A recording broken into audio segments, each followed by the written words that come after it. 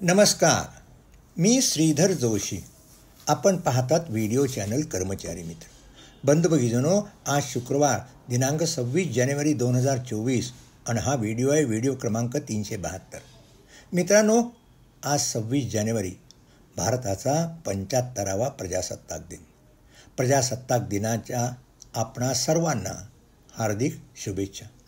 मित्रांनो, 22 जानेवारी 2024लाच राम मंदिरामध्ये रामाची स्थापना झाली आणि आता या देशामध्ये रामराज्य यावं अशी सर्व जनतेची इच्छा आहे. आणि हे रामराज्य यायचं असेल तर ते आणण्यामध्ये आपल्या शासकीय कर्मचारी अधिकाऱ्यांची फार महत्त्वाची भूमिका आहे. आणि त्यांनी जर आपली कर्तव्य प्रामाणिकपणे कर्तव्यनिष्ठेने जर पार पाडली तर या देशामध्ये रामराज्य यायला उशीर लागणार नाही. तेव्हा माझी कळकळीची विनंती, कर्मचारी मित्र या व्हिडिओ चॅनलला सबस्क्राईब केलेल्या सर्वांना आणि हा प्रत्येक व्हिडिओ पाहणाऱ्या प्रत्येक प्रेक्षकांना माझी नम्र विनंती की त्यांनी आपल्याला दिलेलं काम कर्तव्यनिष्ठेने आणि प्रामाणिकपणे करा आणि म्हणजे या देशामध्ये रामराज्य आणण्यास मदत करा. असो मित्रांनो, आजच्या व्हिडिओमध्ये मी सुमारे 17 प्रश्नांना उत्तरं देणार आहे. प्रश्नांची उत्तरं देण्यास सुरुवात करतो. पहिला प्रश्न आहे, ह्या प्रश्नकर्त्यांचं म्हणणं आहे की यांचे वडील 2 जानेवारी 2005ला वारले. आता मृत्यूपश्चात लहान भाऊ जो होता यांनी अनुकंपा नियुक्तीसाठी अर्ज केला, परंतु त्यांना आता मात्र ज्यांनी अर्ज केला होता त्यांना बँकेमध्ये नोकरी लागलेली आहे आणि ती कायमस्वरूपाची नोकरी आहे. आता त्यांचं म्हणणं आहे की त्यांच्या भावाच्या ऐवजी मला किंवा त्यांच्या बहिणीला नोकरी द्यावी असा त्यांनी अर्ज दिला होता, पण त्यांना उत्तर विभागाने दिलं आहे की तुमच्या भावाच्या नावाऐवजी तुमचं किंवा बहिणीला नोकरी देता येणार नाही असं विभागाने ते कळवलं आहे. आता त्या प्रश्नकर्त्यांचं म्हणणं काय करावं? तर मित्र, या प्रश्नकर्त्यांना मी एवढं सांगेन की एक तर आपल्याला भावाला नोकरी लागलेली आहे. अनुकंपा तत्वावरील नियुक्ती योजना जी आहे ती कशी असते? करता मनुष्य एकदम त्याचा मृत्यू झाल्यामुळे कुटुंबावर जे संकट कोसळतं त्या संकटामध्ये मदत देण्याकरता, हातभार लागण्याकरता ही अनुकंपा तत्वावर नियुक्ती योजना लागू केली आहे. आता आपल्या वडील जाऊन 8 वर्ष झाली आणि आपल्या लहान भावाला, जो आपल्या कुटुंबाचाच एक भाग आहे, त्याला नोकरी मिळालेली लागली आहे. अशा परिस्थिती अनुकंपा तत्वावरील नियुक्ती देणं किती योग्य होईल याचा विचार करावा लागेल. न्यायालय देखील अशा वेळी फार दिवस जर गेले तर अनुकंपा तत्वावरील नियुक्ती देत नाही असा न्यायालयाने निर्णय दिला आहे. पण आपण जे विचारलं तर त्याप्रमाणे सध्या तरी अनुकंपा तत्वावरील नियुक्ती योजनेसाठी ज्याचं नाव दिलं आहे त्यामध्ये बदल करण्याची तरतूद शासनाच्या मार्गदर्शक सूचनामध्ये नाही. आता या बाबतीमध्ये मात्र नाव बदलता येणार नाही ही जी अट घातलेली आहे ही काही योग्य नाही असं उच्च न्यायालयाने सुवर्णा संजय शिंदे विरुद्ध राज्य सरकार किंवा DR मुसने विरुद्ध राज्य सरकार या प्रकरणामध्ये उच्च न्यायालयाने तसा निर्णय दिलेला आहे. परंतु ह्या उच्च न्यायालयाने जो दिलेला आहे की ही अट अजून तरी काही डिलीट केलेली नाही, तर ह्या उच्च न्यायालयाच्या विरुद्ध शासन सर्वोच्च न्यायालयात गेलं किंवा नाही याची माझ्याकडे माहिती नाही. आणि तसंच म्हणून या संदर्भात मी आपल्याला एवढंच सुचवीन की या संदर्भामध्ये कर्मचारी मित्र या व्हिडिओ चॅनलवरचा व्हिडिओ क्रमांक आपण 342 पहा आणि त्या 342च्या व्हिडिओच्या डिस्क्रिप्शन बॉक्समध्ये हे सुवर्णा शिंदे आणि DR मुसने या दोन्ही प्रकरणामध्ये दिलेली जजमेंट्स त्याच्यामध्ये दिलेली ती आपण वाचून पहा आणि पुन्हा आपल्या विभागाकडे अर्ज करा. या संदर्भात आपण देखील शासनास म्हणजे सामान्य प्रशासन विभागात अर्ज करून विचारा की नाव बदलता येत नाही अशी जी अट घातलेली आहे ती योग्य नाही, तर ती अट काढून टाकावी. या संदर्भामध्ये शासनाने तातडीने सूचना द्याव्या अशी देखील विनंती आपण शासनास करावी. चला पुढच्या प्रश्नावर वळूया. या प्रश्नकर्त्यांचं म्हणणं आहे की यांनी शिस्तभंग विषयक अधिकाऱ्याच्या निर्देशांना शिक्षा दिलेली आहे त्याच्याविरुद्ध अपील केलं आहे आणि अपील केल्यानंतर 8 महिन्यानंतर त्याची सुनावणी होणार आहे. आता त्यांचं म्हणणं आहे की सुनावणी कशी केली जाते याची माहिती द्या. या प्रश्नकर्त्यांचं म्हणणं आहे सुनावणी कशी होते?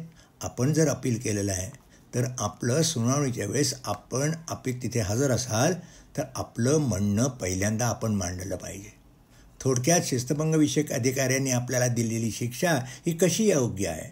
आपल्याविरुद्ध पुरावा नसेल आणि चौकशी अधिकाऱ्यांनी काढलेले निष्कर्ष बरोबर नाहीत तर हे आपण जे अपिली ज्यांच्यापुढे सुनावणी आहे त्यांना हे समजून दिलं पाहिजे, हे कसे निष्कर्ष चूक आहेत आणि त्याबरोबर दिलेली शिक्षा कशी योग्य आहे.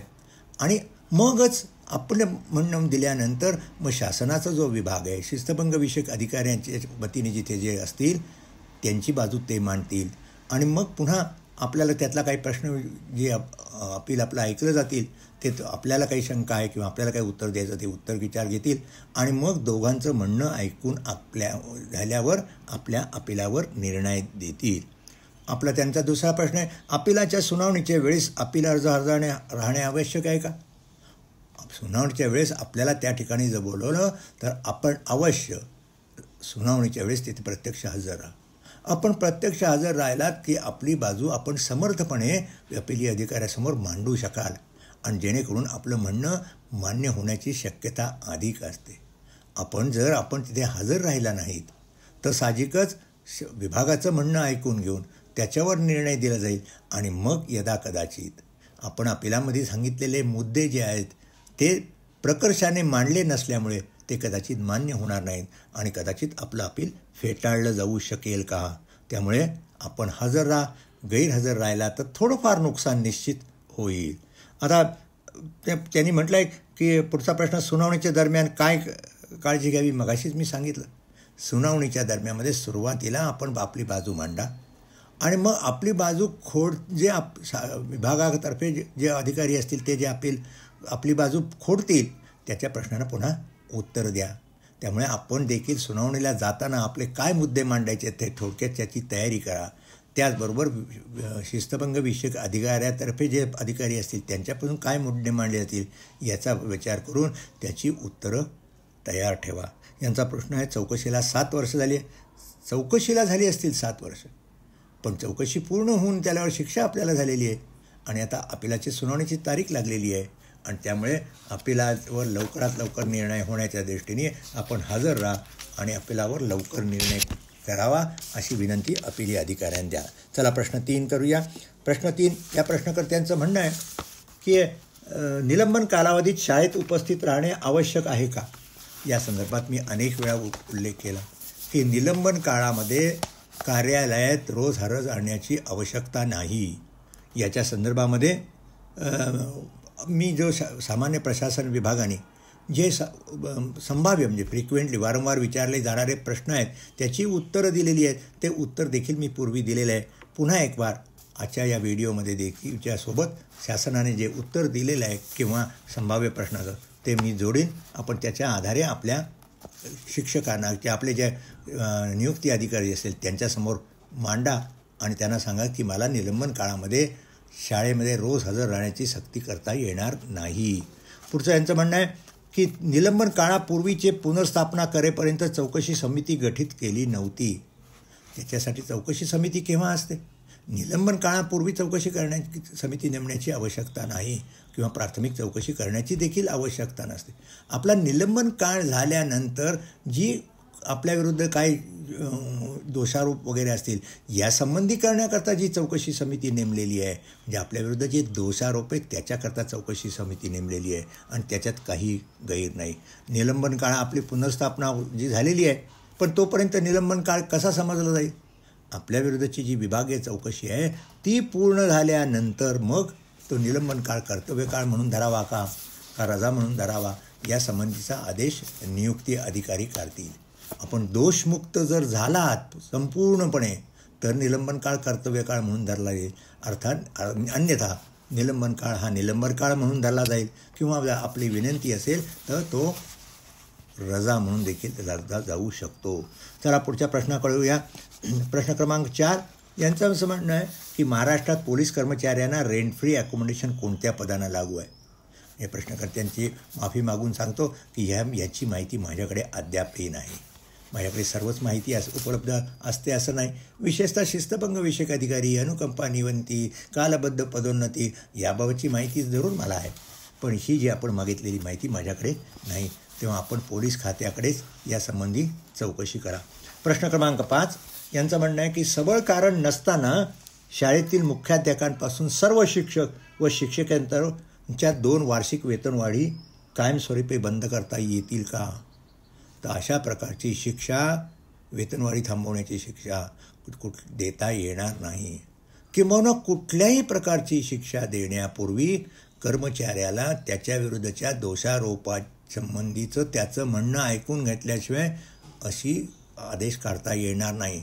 असं केलं तो नैसर्गिक न्यायाच्या तत्त्वाचा भंग होईल आणि शिक्षेचा आदेश वरिष्ठ अधिकारी, मग ते डेप्युटी डायरेक्टर एज्युकेशन असतील किंवा स्कूल ट्रिब्युनल असेल किंवा न्यायालय असेल, यांच्याकडून असा प्रकारचा आदेश रद्द केला जाईल. तेव्हा अशा आपण म्हणतात त्याप्रमाणे त्या शिक्षेचा आदेश नियुक्ती अधिकाऱ्यांना काढता येणार नाही. चला पुढच्या प्रश्नाकडे. प्रश्न क्रमांक 6. या प्राथमिक शिक्षिका जिल्हा परिषदेमध्ये आहेत. यांचं म्हणणं आहे की वरिष्ठ वेतन श्रेणी आहे ती 2015ला देय होती, पण 2013 किंवा 14ला मात्र न देता ती 2016पासून लागू केलं आहे. आणि त्यांचं असं म्हणणं आहे की त्या निलंबन काळ होता तो कर्तव्यकाळ म्हणून धरलेला आहे, आणि मात्र तरी देखील कर्तव्यकाळ धरला असला तरी देखील यांना जी देय आहे 2015मध्ये देय होती ती देय न देता, म्हणजे वरील वेळ ती 2016ला दिली आहे. कारण त्या संबंधित अधिकाऱ्यांचं असं म्हणणं आहे की 2015मध्ये त्या निलंबन होतात आणि त्यांचा त्यावेळेस गोपनीय अहवाल नाही वगैरे. पण हे त्यांनी जे कारण दाखवलं ते संपूर्णपणे चुकीचं आहे. आपल्याला जर निलंबन काळ कर्तव्यकाळ म्हणून धरला झाला असेल तर आपल्याला जो निलंबन काळामधला जरी गोपनीय अहवाल नसेल, कारण लिहिता आला नसेल, तरी तो अबव्ह ॲव्हरेज आहे असं समजलं पाहिजे. आणि अशा संबंधीच्या सूचना शासनाने नुकत्याच म्हणजे 1 ऑगस्ट 2019ला एक पदोन्नती करताना जी कार्यपद्धती निश्चित करून दिलेली आहे त्याच्यामध्ये गोपनीय अहवाल जर नसेल उपलब्ध किंवा निलंबन काळ हा कर्तव्यकाळ म्हणून धरला असेल तर तो सर्व काळात जरी गोपनीय अहवाल नसेल तरी त्या वर्षाचा गोपनीय अहवाल चांगला म्हणजे अबव्ह ॲव्हरेज समजावा, अशा सूचना आहेत. या सूचना देखील मी या व्हिडिओच्या सोबत डिस्क्रिप्शन बॉक्समध्ये कारण हा जे परिपत्रक आहे ते गुगल ड्राईव्हवर अपलोड करून त्याची लिंक या व्हिडिओच्या डिस्क्रिप्शन बॉक्समध्ये दिलेली आहे. त्यात ते आधार घेऊन पुन्हा एकदा COकडे अर्ज करा. नसेल तर मग निश्चितच आपण अपील ॲडिशनल कमिशनर यांच्याकडे अपील करा. चला पुढच्या प्रश्न क्रमांक 7. यांचं म्हणणं अनुकंपा तत्वावरील ज्या नियुक्तीच्या देतात त्यात आपल्याला माहिती आहे की 20% पदं जे आहेत ती अनुकंपा तत्वावरची नियुक्तीसाठी असतात. आता यांचं म्हणणं की नियुक्ती ही पदं जी आहेत, कारण शासनाच्या नियारमध्ये म्हटलं आहे की सरळ सेवेच्या कोट्यातील रिक्त होणाऱ्या पदाच्या, आता यांचं म्हणणं आहे की ज्या वर्षामध्ये रिक्त होणारी तेवढीच पदं असतील किंवा सरळ सेवेच्या कोट्यातील रिक्त असलेली पदं याच्या 20% द्यायचं. तर मी यांना एवढंच सांगेन की समजा एखाद्या 2022मध्ये किंवा 2023मध्ये काही रिक्त पदं राहिलेली असतील तर ती पदं जर 2024मध्ये जर रिक्त पदं असतील ती अधिक रिक्त होणारी पदं अशी 2024मध्ये रिक्त पदं समजून त्याच्या 20% पदं अनुकंपा तत्वावरील नियुक्तीसाठी देय राहतील. आणि त्यामुळे आपण पुन्हा एकदा हा जो खुलासा मी केला आहे तो संबंधित अधिकाऱ्यांना द्या. आणि या संदर्भात आपल्याला जर काही थोडी शंका असेल तर आपण एक सामान्य प्रशासन विभागांना एक पत्र देखील पाठवा आणि याच्यावर खुलासा करावा असं सुचवा. मी देखील या संबंधित सामान्य प्रशासन विभागांना पत्र पाठवीन. पण थोडक्यात रिक्त असणाऱ्या अधिक रिक्त होणाऱ्या अशी एकूण जी पदं असतील त्याच्या 20% पदं अनुकंपा तत्वावरील नियुक्तीसाठी असतील. पुढचा प्रश्न क्रमांक 8. यांचं म्हणणं की यांचे नातेवाईक आहेत, त्या नातेवाईकांना अपघात झाला, त्यांचा एक पाय कापला गेला आणि त्यामुळे आता दुसऱ्या पायात संवेदना नाहीत आणि अपंगत्व त्यांना आला 85% आहे. त्यांचं वय 48 आहे.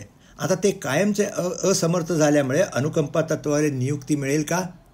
तर अनुकंपा तत्वावरील नियुक्ती मिळत नाही. अनुकंपा तत्वावरील नियुक्ती कोणाला देय असते? शासकीय कर्मचारी किंवा शाळेतला कर्मचारी वगैरे. जर सेवेत असताना दिवंगत झाला तर त्याच्या वारसांना अनुकंपा तत्वावरील नियुक्ती देय असते. पण मी आपल्याला सांगेन की आपले जे नातेवाईक जे आहेत ते जरी अपंग झाले असतील तरी त्यांना कामावर काढून टाकता येणार नाही. त्यांच्या सेवानिवृत्ती म्हणजे 58 वर्षापर्यंत त्यांना सेवेत ठेवावं लागेल. अशा संबंधीच्या सूचना आहेत. आणि या संदर्भामध्ये मी आपल्याला सांगेन की कर्मचारी असमर्थ झाला अपघातामुळे म्हणून त्याला काढता येणार नाही.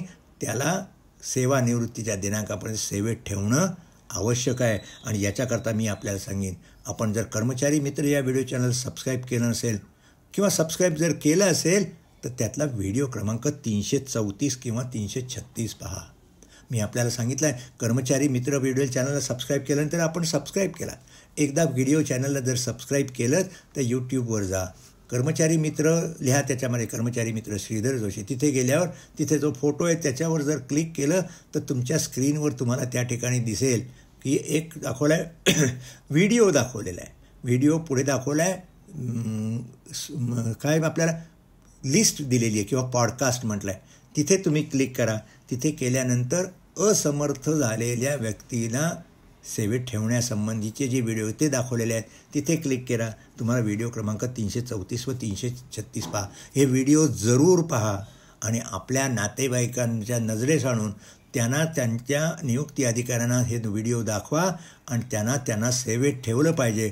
उद्या कदाचित आपण अपंगत्व तुमच्या नातेवाईकांना झालं, त्यामुळे कदाचित आपल्याला कामावरून काढून टाकलं जाईल किंवा आपल्याला सांगतील की तुम्ही राजीनामा द्या वगैरे. तसं काही करू नका. चला, प्रश्न क्रमांक 9 यांचं म्हणणं की शिक्षण संस्थेमध्ये नियुक्ती अधिकारी सर्वोच्च असल्याने नियुक्ती अधिकाऱ्यांनी त्रास दिला असेल तर कोणाकडे? आपलं राज्य आपल्या देशामध्ये लोकशाही आहे, त्यामुळे एखाद्या नियुक्ती अधिकारी जरी तो असला तरी त्याच्याकडून जर कर्मचाऱ्यावर जर अन्याय झाला तर त्या कर्मचाऱ्याला किंवा अधिकाऱ्यांना न्यायालयात जाता येतं. आपण शाळेत असाल तर स्कूल ट्रिब्युनल आहे, कॉलेजमध्ये असाल तर कॉलेज ट्रिब्युनल आहे, तिथे आपल्याला अर्ज करता येईल. आणि म्हणजे नियुक्ती अधिकाऱ्याने काही कारणं खोटं नाटक करून जरी केलं असेल त्याच्याविरुद्ध दाद मागण्याची आपल्याकडे सोय आहे. आपल्याकडे न्यायालय आहे, न्यायसंस्था आहे, तिथे आपण अर्ज करू शकता. आणि जर नियुक्ती अधिकाऱ्यांनी अन्याय केला असेल त्याचं परिमार्जन तिथे होऊ शकेल. चला, प्रश्न क्रमांक 10 यांचं म्हणणं आहे की मुख्याध्यापक आहे ते मास्टरवर गेले 3 महिने सही करून देत नाहीत आणि आता सही करून न देता मी जरी शाळेत जात असलो तरी ती माझी अर्जित रजा दाखवणार असं त्यांना दिसतं. असं त्यांना करता येतं का? असं त्यांना करता येणार नाही. आपण जर शाळेत जात असाल आणि तिथे जर मास्टरवर आपल्याला सही करून देत नसेल तर मी मागे देखा एक प्रश्नकर्त्यांना सांगितलं त्याप्रमाणे आपण तातडीने संबंधित शिक्षणाधिकाऱ्यांना किंवा डेप्युटी डायरेक्टर एज्युकेशन यांच्याकडे तक्रार अर्ज करा. आणि तेही जर झालं नाही तर आपण स्कूल ट्रिब्युनलकडे किंवा कॉलेज ट्रिब्युनलकडे असेल तिथे दाद मागा. पण हे मुख्याध्यापकांनी असं करणं हे अत्यंत चुकीचं आहे. कामावर जर तुम्ही तिथे आपण जर आपल्याला जर निलंबित केलं तर मात्र मग मास्टरवर सही करण्याचा प्रश्न येणार नाही. कामावरून काढून टाकलं तर मास्टरवर सही करण्याचा प्रश्न नाही. पण जोपर्यंत आपल्याला निलंबित केलं जात नाही, कामावरून काढून टाकलं जाणार नाही किंवा बडतर्फ केलं जात नाही तोपर्यंत तुम्ही कामावर गेल्यावर तुम्हाला मास्टरवर सही करणंचा हक्क आहे आणि हजेरी नोंद करण्याचा हक्क आहे. आपण एक काम करा, आपल्याला जर ते हजर करू देत नसतील तर ताबडतोब कुठेतरी एक अर्ज द्या कार्यालयातच की मी आज हजर आहे, मी अशी अशी कामं केली, आणि त्या अर्जावर रिसीट घ्या, पावती घ्या आणि ते आपल्याकडे ठेवा. चला, पुढच्या प्रश्न क्रमांक यांचं म्हणणं आहे की एका ग्रामसेवकाने सेवा काळात कसूर केली तर जिल्हा परिषदेच्या शिक्षण व नियमानुसार निवृत्तीनंतर कारवाई येते का किंवा दुसऱ्या कोणत्या नियमानुसार कारवाई करते? तर मी आपल्याला एवढं सांगेन की आपल्याकडे महाराष्ट्र नागरी सेवा निवृत्ती वेतन नियम 1982 आहेत आणि आपल्या जिल्हा परिषदेच्या कर्मचाऱ्यांसुद्धा हे निवृत्ती वेतन नियम लागू करण्यात आलेले आहे. आणि या निवृत्ती वेतन नियमामध्ये नियम 27 आहे आणि त्या 27 नियमामध्ये दाखवले आहे की सेवा काळात जर एखादी विभागीय चौकशी सुरू असेल तर ती सेवानिवृत्तीनंतर देखील चौकशी चालू ठेवता येते आणि मग पेन्शनमध्ये काही प्रमाणात कपात करता येते किंवा संपूर्ण पेन्शन देखील रोखता येतं. म्हणजे किंवा सेवा काळाच्या नंतर एखाद्या कर्मचाऱ्याकडून जरी चूक झाली तरी त्याच्यानंतर सेवानिवृत्तीनंतर देखील विभागीय चौकशी करता येते. आणि याच्याकरता मगाशी मी सांगितलं त्याप्रमाणे आपण महाराष्ट्र नागरी सेवा निवृत्ती वेतन नियम 1982चा नियम 27 पाहावा. चला, पुढच्या प्रश्न क्रमांक 12 यांचं म्हणणं आहे की मॅटने कालबद्ध पदोन्नती नाकारलेली आहे. आता मॅटने कालबद्ध पदोन्नती नाकारली आहे याची कारणं काहीतरी असतील. ती कारणं काय आहेत हे मलाही माहीत नाही, कारण आपण मॅटचं जजमेंट पाठवलं नाही.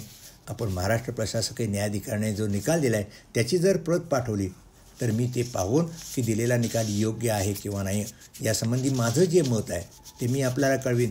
आणि जर मला वाटलं की चुकीचं आहे तर मी आपल्याला निश्चित सल्ला देईन की आपण मॅटच्या निर्णयाविरुद्ध उच्च न्यायालयात अर्ज करा. चला, पुढचा प्रश्न करूया. निलंब काळात दिवसाला किती वेळास हजेरी करावं लागतं? तर मी मगाशी सांगितलं, निलंबन काळात रोज हजेरी पटावर येऊन सही करण्याची सक्ती करता येत नाही. त्या संबंधित सामान्य प्रशासन विभागाने दिलेले जे उत्तर आहे ते उत्तर देखील मी अपलोड करून त्याची लिंक डिस्क्रिप्शन बॉक्समध्ये दिली आहे. प्रश्न क्रमांक 14. विभागीय पदोन्नतीसाठी परीक्षा घेताना सामाजिक आरक्षणाचा परिणाम काय असतो? विभागीय परीक्षा जेव्हा घेतली जाते तेव्हा काही सामाजिक जे असतं त्याचा आरक्षणाचा काही फायदा. जे विभागीय पदोन्नतीला पास होण्याचे गुण वगैरे काय आहे ते जे ठरवलेले असतात ते विभागीय चौकशीसाठी जे नियम केलेले असतात त्याप्रमाणे असतात. त्यामध्ये सामाजिक आरक्षणाचा संबंध येत नाही. चला पुढच्या प्रश्नाकडे वळूया. प्रश्न क्रमांक 15. विभागीय चौकशीला प्राथमिक चौकशी अधिकाऱ्यास पत्र देऊन देखील जर आला नाही तर पुढील कारवाईसाठी उपाय सुचवा. ज्या अधिकाऱ्याने प्राथमिक चौकशी केलेली आहे आणि त्या प्राथमिक चौकशी करणाऱ्या अधिकाऱ्याला शिस्तभंगविषयक अधिकाऱ्याने साक्षीदार म्हणून नोंदवलं असेल तर त्याला तो जर आला नाही आणि त्यांनी जर साक्ष नोंदवली नाही तर त्यामुळे साहजिकच दोषारोप सिद्ध करणं येणं कठीण होईल. कारण कर्मचाऱ्याविरुद्ध विभागीय चौकशीतील दोषारोप सिद्ध करण्याची जबाबदारी शिस्तभंगविषयक अधिकाऱ्यांची असते आणि त्यामुळे प्राथमिक चौकशी अधिकारी जर आला नाही तर तो एक प्रकारे कर्मचाऱ्याला ते फायद्याचंच ठरत असतं आणि त्यामुळे तो जर आला नाही तर आपण शिस्तभंगविषयक अधिकाऱ्याला जी चौकशी अधिकारी नेमलेला आहे शिस्तभंगविषयक त्यांच्या नजरेसे आणून द्या की दोषारोप सिद्ध करणारा म्हणजे ज्यांनी प्राथमिक चौकशी केली तोच त्या ठिकाणी उपस्थित झालेला नाही त्यामुळे त्याला दोषारोप सिद्ध झालेले नाहीत असा स्टँड आपल्याला घेता येईल. आणि त्यामुळे निर्णय काही तो आला नाही तर आपल्या फायद्याचंच आहे. आपण शिस्तभंगविषयक अधिकाऱ्यांनी जरी बोलवलं नसेल आणि आपण जर बोलवलं असेल कारण आपल्याकडे त्या दोषारोपामध्ये प्राथमिक चौकशीचा उल्लेख असेल आणि त्या अधिकाऱ्याला तो आला नाही तर ही बाब देखील आपण चौकशी अधिकाऱ्याच्या समोर नजरेस आणा की प्राथमिक चौकशी अधिकारीच आला नाही याचं कारणच माझ्याविरुद्ध केलेले दोषारोप हे योग्य नाही. चला मित्रांनो शेवटच्या प्रश्नाकडे येऊया. यांचं म्हणणं आहे की मुंबई रेल्वे पोलीस आहेत आणि 26/11चा मुंबईमध्ये जो हल्ला झाला त्याच्यामध्ये यांची काहीतरी खोटी सही करून एक खोटा अहवाल तयार केला आहे आणि त्याची काय कारवाई करतात? हा जर असा खोटा अहवाल केलेला असेल त्याच्या संबंधात कारवाई करणं आवश्यकच आहे. कोणी हा अहवाल दिला, तुमची खोटी सही कोणी केली यासंबंधी आपण वरिष्ठांना नजरेस आणला आहे किंवा नाही मला माहीत नाही. आपण जसं विचारलं आहे मला तर येत्या सोमवारी मी आपल्याला सांगितल्याप्रमाणे मी उपलब्ध असतो. यशोदा पुणे येते आणि तिथला नंबर मी आपल्याला सांगितला आहे तो आपल्याला देखील कळवला आहे. तो नंबर आहे 02025608198. तर या फोनवर सोमवारी मला फोन करा आणि आपली सर्व काय जी बाब आहे ती मला सांगा. या संबंधित मी आपल्याला योग्य ते मार्गदर्शन करीन. मित्रांनो खूप वेळ झाला आता मी येथेच थांबतो. व्हिडिओ आवडला असेल लाईक करा, शेअर करा, इतरांना फॉरवर्ड करा. चॅनलला सबस्क्राईब केलं नसेल तर जरूर सबस्क्राईब करा आणि आपल्या मित्रांना देखील सबस्क्राईब करण्यास सांगा. आता येथेच थांबतो. पुन्हा आपण भेटणार आहोत पुढच्या आठवड्यात एका नव्या व्हिडिओसोबत. पुन्हा एक वार 75व्या प्रजासत्ताक दिनानिमित्त आपणा सर्वांना हार्दिक शुभेच्छा. धन्यवाद.